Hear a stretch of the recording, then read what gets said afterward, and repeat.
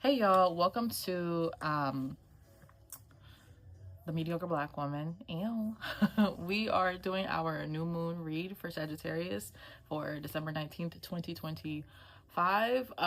It is Friday as I'm recording this, but y'all getting it Saturday morning, so you're welcome.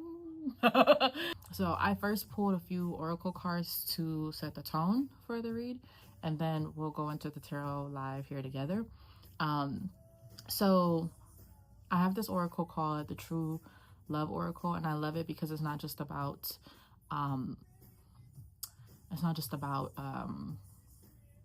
like romantic love. It's about self-love too, because we know self-love is at the root of all other types of love, right?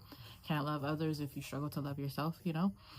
And the first few cards that came up were the connection card, the garden card, and the self-respect card, which I love because what I feel like part of the essence of threatening the script for this Sagittarius new moon that I've experienced and I've seen is that a lot of us have been threatening the script by paying attention to our bodies and no longer being disconnected from them, because there's a lot of people walking around wholly disconnected from their bodies and wholly disconnected from what's affecting them. I was one of them before, you know, numbing and coping and using all types of unhealthy things to do that, right? And now that I've stopped a lot of those things, I'm seeing like the connection to my body, right? And being connected to your body is so powerful, and that is a definite threat to the script, right? So Sagittarius is the sign of the archer, and in the tarot it's also the card of temperance, right? And temperance is about balance. I mean, temperance is in the name, right? You're tempering your sensibilities, right? You've heard that expression, but tempering is in the name, right? And so it's about balance. It's about Sagittarius has the archer, that's a bow and arrow, right? So it's about having a target, right? You'll see so many people scattered and focused on different things, especially at this time of the year. You know, I want to set these goals. I want to have these ambitions. I want to be like this going into 2026, right? And I want to take on the world. And then they fizzle out in the first, you know, few weeks, few months of the year because they didn't have a sharp target, right? And the bow and arrow, the archer, needs a target. And Sagittarius, that sign, needs a mission, needs a philosophy, needs a goal. Oops.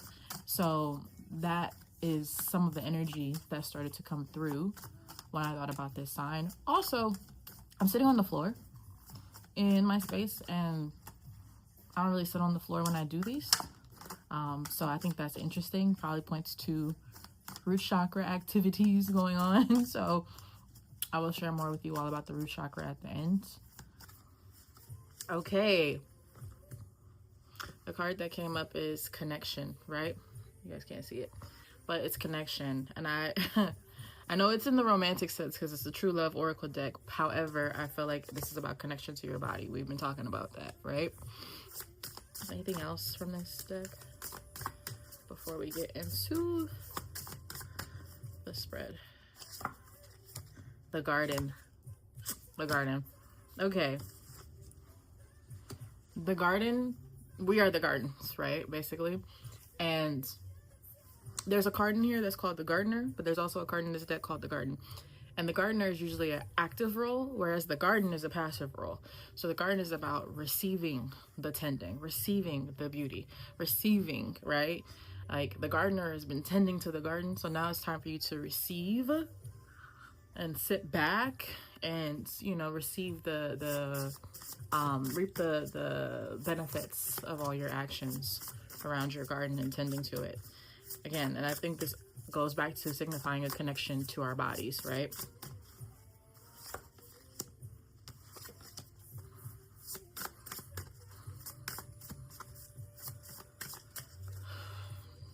Let's see.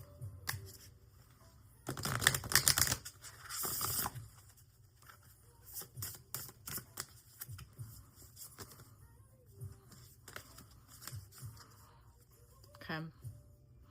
Oh, on the bottom of the deck is self-respect. So yeah, I think this is really going back to and pointing to where we are a threat to the script is when we slow down and pay attention to our bodies. Sagittarius is a very optimistic sign. And, you know, okay, so I have friends that, you know, can be chronically late sometimes. And what I learned about people who sometimes are chronically late is that they're very optimistic about everything that they could possibly get done. Like, they think that they have more time than they have to get a crap ton of things done. And I think that's beautiful, right? That they're optimistic like that. But the reason why I'm bringing this up is that with Sagittarius being kind of an optimistic sign, sometimes we think we can get more done than we actually have the physical capacity for, or actually have the mental capacity for, or the emotional capacity for. And so what I'm hearing is that it's good to be optimistic, but it's also good to be focused, right? And Sagittarius is the sign of the archer, right? So it's the bow and arrow, and the bow and arrow needs a target, right? And so when you're aiming at something, you're not aiming at everything, you're aiming at something specific. And so what I'm hearing is too that have small, focused, bite-sized goals, right? Have a target, right? So if you're thinking about what you're gonna do going into 2026, don't try to take on the whole thing, you know, like break things down into bite-sized pieces. And what I would suggest right now, I keep saying this, I've been saying this a lot, but if there's anything that you haven't let go of yet this year, like between now and March is the time to do so. However, if you could do it now, like sooner rather than later, the better, right? And I'm saying mid-March because that's when the zodiacal year restarts, and we're in Aries season, and we're in spring, and we're like, you know, on the go. But if you can knock those things out between now and January, like things that you need to release that you know you're not letting go of, do not bring that energy into 2026, okay? But yeah, Sagittarius and this new moon, how I'm channeling it is that there needs to be a target, you know? There needs to be a mission, right? And Sagittarius is definitely a sign of like having a goal, having a mission, having a philosophy, right? So you need a target, right? Okay, and being that this is also going into winter solstice, which just starts on Sunday, Sunday, December 21st, Capricorn season. It's when, you know, there's renewal, there's freshness, there's, you know, so I would focus on what your target is and narrowing it down, and be optimistic about what you can get done, but have realistic bite-sized goals that don't overwhelm you before we even get into the next new year energy, right? Okay, so let's keep going. Now let's get into each card within the spread. So the first card or placement in the spread is called the script, right? And the script is what expectations, right, narrative, role, or identity is no longer aligned. And so the first card, so I use my music oracle that I made a few weeks ago, and this oracle is something else. So the first card that came out as what's the narrative that we're threatening is from a Tamia song, Y'all Know I Can't Get Enough of You, where she's like, the way that you make me sweat, you make me want a cigarette. I ain't no smoking chick, but you got me wanting it, you know? That in my deck is the Tower. And the reason why is because I hear explosive chemistry, I hear overwhelming attraction, and it's not necessarily a bad thing, but in this position and in this spread, it's about letting go of things that feel explosive in the body, right? That feel overwhelming in the body, that, you know, overwhelm our senses, right? Sometimes we seek things and we feel like, oh, this high feels really good, but really it's just, that's what our nervous systems are calibrated to. Like, you know, those people that will be at peace but then go seek out the drama because that's what their nervous systems are used to, and then they're like, why do I have all this stuff happening in my life? It's because you sought out what your nervous system was used to. Your nervous system ain't used to peace yet. It ain't used to calm. So I'm gonna seek out that tower moment every time, period, right? Like, that's what I'm seeking out every time I'm out here, because guess what? That's what my nervous system is used to, is adjusted to, right? So that's the first set of expectations and narratives that are going to shift. It doesn't have to feel explosive to feel good. I felt that in my heart. It doesn't have to feel explosive to feel good. Okay? Oh, it doesn't have to feel explosive to feel good. I feel like I need to say that again and again for somebody. The disruption, right? What about you threatens that script? So 9 of Pentacles energy. In my deck, it's this I don't know if y'all ever watched Star. Keke Palmer was in the show and she played a pop, I guess pop star, if you will, in that show. She played a musical artist, but she had this one song. Why can't I think of the name of the song? I can't think of the name of the song, but the lyric is, I'm independent, got my own boo, and I could fuck some cash up if I want to. And she's like, fuck it up, body cold, frosty, and I'm so saucy. Anyway, it's called Bossy. That's what it's called. And in my deck, it's the 9 of Pentacles, right? So it's about financial freedom and independence. But I'm really like, when I think of financial independence, I think of security and I think of stability. And I feel like in this spread in particular, this card is pointing toward you creating a stable, independent, like you're creating a stable foundation for your nervous system, independent of how, you know, certain factors or scenarios contribute to that, right? Independent of others, independent, not codependent, right? Like on what others people got going on, right? You have a nervous system that's regulated and attuned to you, and it's independent of any factors that have happened in your life thus far, right? Like you are learning to get yourself more to a centered place, right? And then card number 3, the truth coming up. So what truths want to be spoken, owned, or lived right now? Let her cook. Y'all know that song, it's Glorilla. But in my deck, that's the Queen of Wands. And it's about creative genius and letting your work speak. Okay? So the truths that want to come through is that you are a creative genius, honey. You are the Queen of Wands. You know, you come up with something and you make it shake. You know what I mean? You make it magical. You know, you be cooking in there, you know? So that's something that wants to come through. Like, that is the truth of what wants to come out, is that you are a creative genius. You let your work speak for you. Like, okay, I'm just saying, girl, you the Queen of Wands. Okay. The resistance. That's the next spread, place in the spread. Where have you been shrinking, silencing, or shape-shifting? Y'all ain't even gonna believe this. So it's Cardi B, of course, and it's outside when she's like, do you how you do me, bet you we won't speak again. That's 5 of Swords energy in my deck. And petty conflict, ego wounds, emotional detachment, right? So you have been shrinking around conflicts, around like, oof, you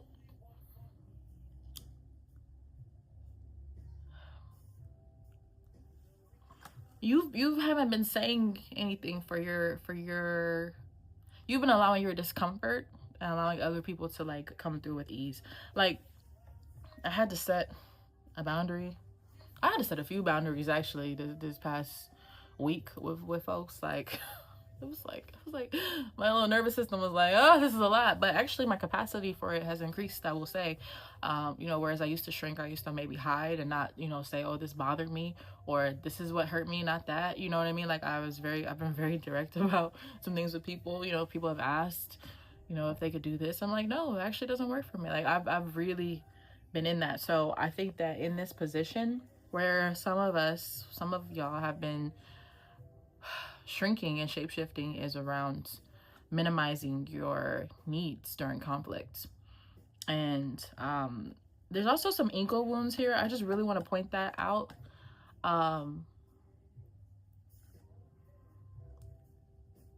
Some of you have been shrinking to support others' egos. I just keep hearing that. And it's also like you've been shrinking your emotions and like what's actually coming up for you around these conflicts.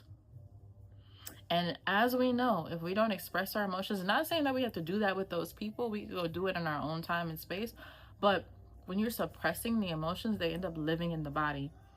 And as we know, The body tells it all. The body keeps the score, right? Like,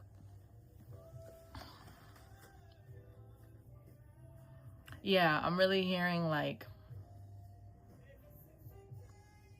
express your needs, express your emotions, express what hurt you. um I've learned that I've pushed people away when I haven't spoken my needs and my desires before, right? And people think you're cool with something just because you're even keeled, you're mellow about something. I'm not saying you need to act a fool or nothing like that, but you could tell somebody like, this really hurt me. Like, you know, I said that this week to somebody. I was like, you know, that hurt my feelings because I was really looking forward to XYZ, you know?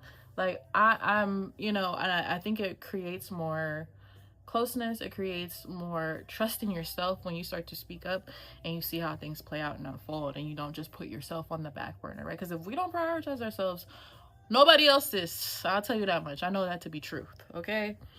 Now the rewrite. Who are you when you choose yourself anyway? Now, don't take this the wrong way, but we the fool when we choose ourselves anyway. And this spread, this song, oh my God. Y'all remember Mariah Lynn? The song that I put on here is I Was a Hoe, and I'm admitting it. So it's radical honesty without shame. So like when you choose yourself anyway, you are radically honest. You live without shame. Like you, oh my God, you accept like the fullness of yourself, right? So yeah, I'll be the fool in this spread, in this position, and with that energy of like radical honesty and choosing yourself. Because again, the more and more that we choose ourselves, the more and the more that we're honest, the more self-trust we build up, you know? A lot of us are also not manifesting what we want because we don't trust ourselves, right? To be able to care for the manifestations that we are given and receiving, right? So I'll be the fool, radically honest with myself and others, and not moving from shame. And you know, shame will continue to keep you shrinking yourself, right? When you're like, oh, this thing and the way I used to be, and the, like, accept yourself now, accept your past, and move forward with better intentions and better decision making and better love and care for yourself in the future. Self-compassion is everything, right? And then the blessing. So what opens up when you walk your own path? I'll seek it with you, baby. It's Maxwell, right? It's the Four of Wands in my deck. It's stability, comfort, and joyful partnerships. So your relationships look different. Your career looks different because those are, you know, relationships. Your relationship with yourself looks different, right? You stay on mission, you stay on task, you stay on goal, you stay on book, you know, because you are in abundance here. You are, I like that it started off with like you being the Queen of Wands, and then the end coming out as Four of Wands. It's magic. Like you're magical when you have magic kind of just like floating in and out of your life. Like it seems like everything you touch just turns to success. But it's been all of this. What people haven't seen is that, or what they won't have seen in this instance, is that it has been all of this work that you've done up to this point on your body, on your mind, on having like clear goals, clear outcomes, right? Trusting spirit to direct you where you're supposed to be. So this is what happens when you threaten the script, right? You stop feeling like explosive energy is love. You stop feeling like explosive energy means that things are good, things feel great. You start learning how to regulate your nervous system, and you start learning how to vibrate at the frequency of the things that you're asking for, and you're able to maintain that frequency. Because when you can maintain that frequency, that means that the things that have come into your life through manifestation won't just fizzle out. And I think we all want, I don't know, maybe you know what, I shouldn't even assume that. If you want long lasting, you know, manifestations, then do this, what I just shared with you. But if you don't want, you know, long lasting manifestations, bump everything that I just said. You know what I'm saying? So this is how we do that. Now, I just got these chakra cards, and for some reason I wanted to sit on the floor today. So hold on, is this, just want to see something. I have these cards and kind of want to see if I can show you guys too. Between us, I won't be the one to come running. Hold on, I want to show you guys the image. That's why I'm pulling this up. Hold please. Hold please. Home to you.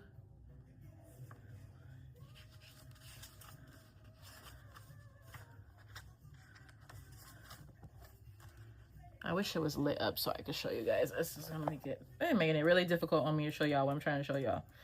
Maybe I'll just put a picture of it in here.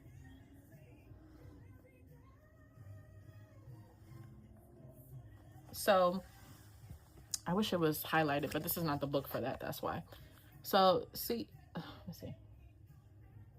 I don't know if you guys can see it, but number one, that's the root chakra, right? And I don't know why, but I felt like sitting on the floor today. So I feel like, I'd say I don't know why. My body wanted to sit on the floor. So I feel like there's something for us in the medicine of the root chakra today. So I'm gonna tell you guys about the root chakra a little bit. This deck is so cool. So it has root chakra, like, or it has the chakras, but then it has like, it's color coordinated, right? So then it has like things that go with the root chakra. So it has like mental and physical aspects, food and diet, exercise tips, meditation, yoga poses. It's pretty cool. So anyway, root chakra key facts. Meaning for root is root and base, right? Color is red, element is earth, planet is Saturn. Oh, okay. Okay, I don't know if I knew that about the root chakra, which is juicy because we're entering Capricorn season very soon. So, you know, root chakra, because the zodiac signs associated with Saturn are Capricorn and Aquarius, right? And the motto of the root chakra is I am, right? And the root chakra is the foundation on which our souls and spiritual energies are built. Located at the base of the spine, it centers on our survival instinct and need for security. It is associated with personal strengths, willpower, self-esteem, and passion. When it is balanced, we are grounded, energetic, and independent. When it is unbalanced, we become fearful, unstable, and insecure. As the base of our mental and our physical health and well-being, it should not be taken for granted. Well, that's why we're sitting on the floor today, apparently, because we want to talk about the root chakra today.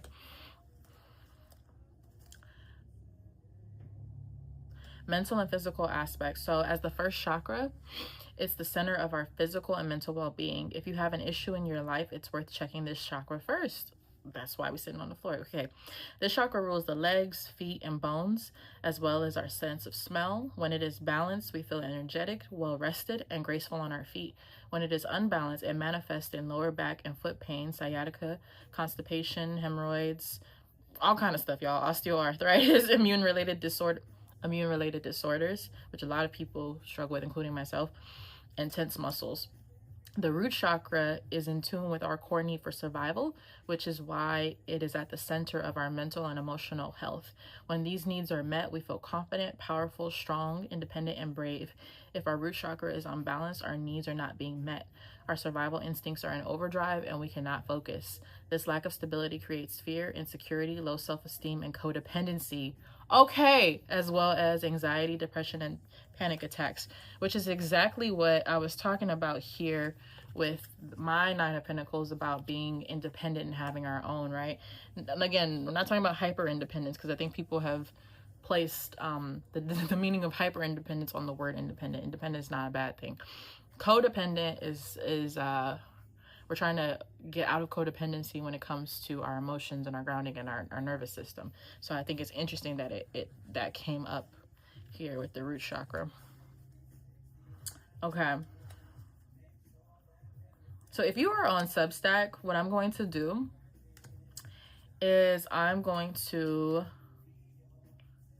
provide you with some of the affirmations and some of the exercises that were shared here through this deck, because this is really cool.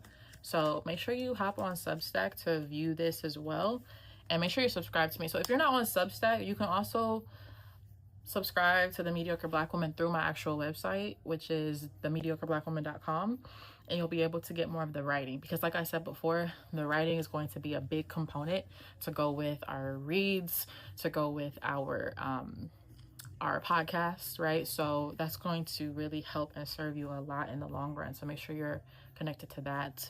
And with that, that is the read. This was beautiful. So again, it's about getting connected back to ourselves. It's about tending to our own gardens. It's about having self-respect and changing, right, what we feel like feels good. We need to get our baseline, our foundation together, right? It's no longer about just extreme, intense overwhelm. It's about balance. It's about temperance, right? It is about grounding and having a foundation and changing your vibration to match what it is that you're calling into your life, so that you can keep it in your life if that is in fact what you want. All right, y'all. Thank you so much for being here. Thank you, God. Thank you, Orisha. Thank you, Spirit Guides, Ancestors, Angels. And with that, we are out. I'll see y'all next time. Okay, bye.